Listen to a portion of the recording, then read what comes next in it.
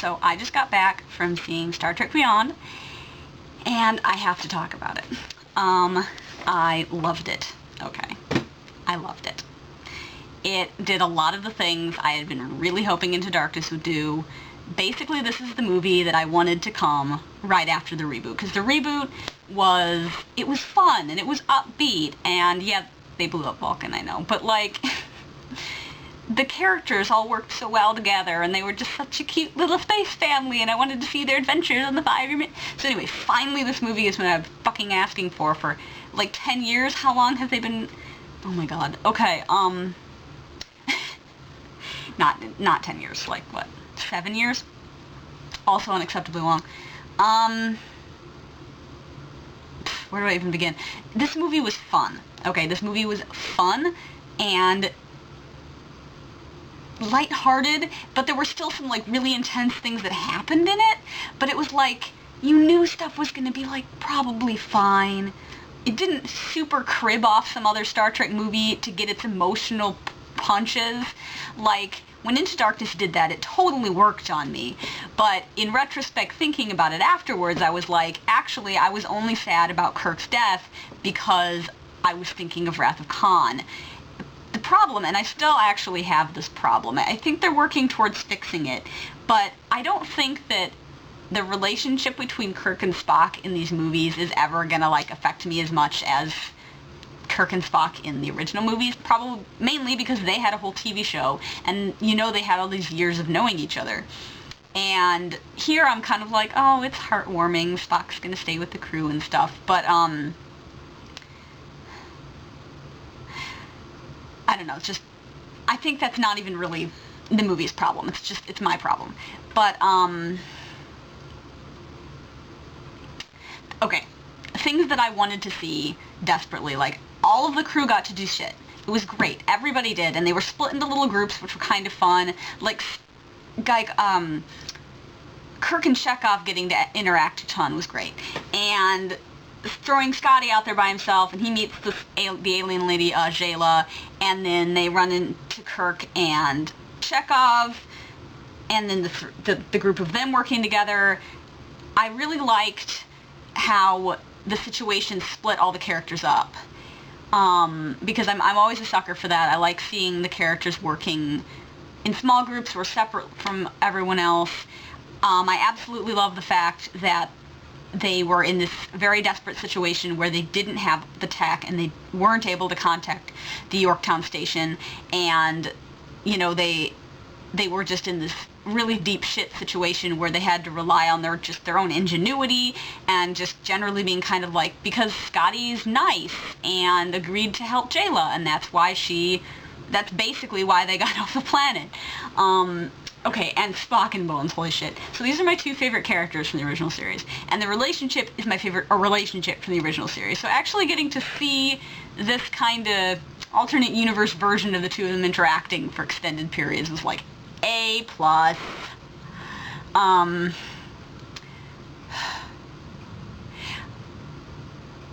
I feel like Spock's not rude enough to Bones. That's something that I would advise maybe they work on. He needs to be a little ruder. Because Spock in the original series gives as good as he gets when it comes to his arguments with McCoy. But I guess I'll forgive Spock in this case because he was, like, injured. Also, I'm a huge sucker for my two favorite characters who have kind of a complicated relationship, and one of them is very badly injured. There were a lot of parts of this movie I laughed at. Spock saying horse shit, thank you. Spock laughing, and McCoy being like, the fuck? Also, like, the climax. Okay, they defeat these bad guys by jamming their communications with the Beastie Boys. No, I loved it so much. It was fantastic. Like, this is like all I ask for in a Star Trek movie. I don't need it to be deep and shit.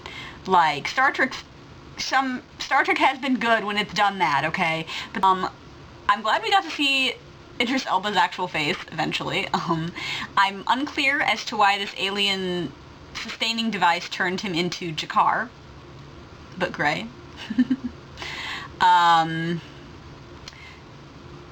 that was interesting. There's just like this sort of, you kind of get the idea right at the beginning, and it's kind of obvious, but that's okay. It doesn't need to be subtle or anything. I mean, it's a movie, not a novel.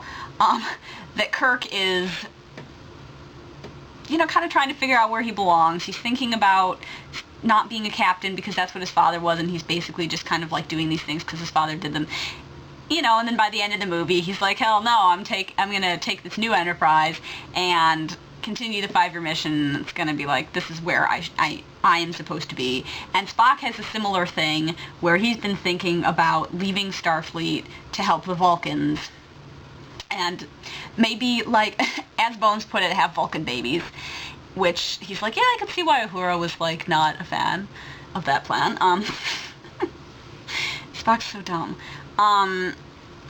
Like, yeah, alright, Spock. Okay.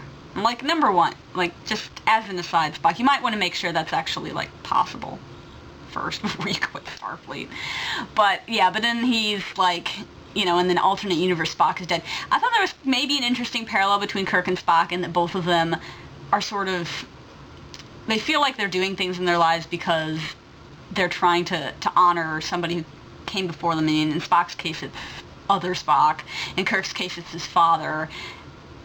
Now other Spock is dead, which I was like, oh. The bit where Spock is looking at, like, the stuff that's in original Spock's, like, something which I assume he left for him or something, and that it was this picture, it was like this promotional picture, I probably have a copy of it, like, saved on my computer somewhere, of the gang, in their lovely red movies uniforms, and I was like, oh no. The point is that I liked all the Spock stuff here. Uhura got to do shit, Sulu got to do shit, and he's got a husband and a daughter, and it's cute. And I wish we'd learned their names, but Chekhov got to do things, Scotty got to do things, everybody got to do things. And it was funny, and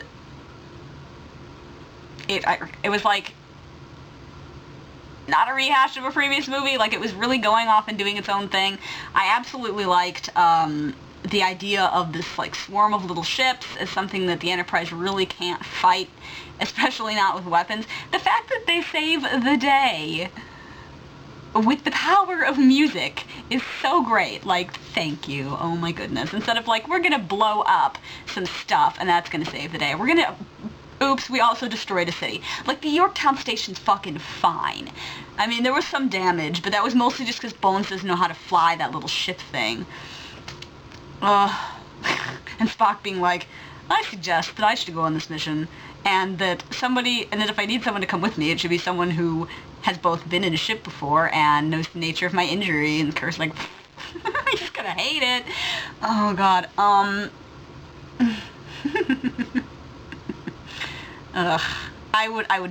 want to see it again. I love it. I want to own this movie. Yeah, so in the end, I really enjoyed it, and I'm kind of still riding that high, because I just saw it, and I'm so happy, but, like, maybe I'll be a bit chiller later on and think, well, there's some plot holes and stuff that doesn't really make sense, but I don't really actually care, because it was fun.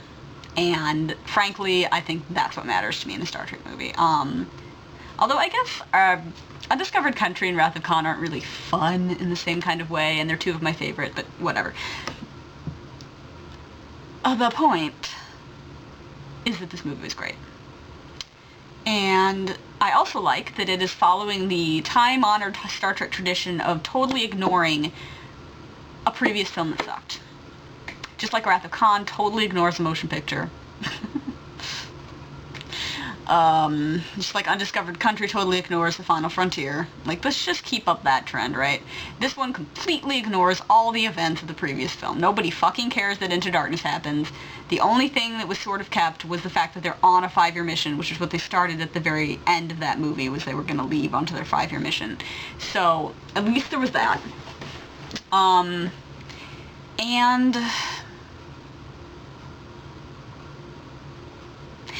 and there was Kirk, Spock, McCoy stuff.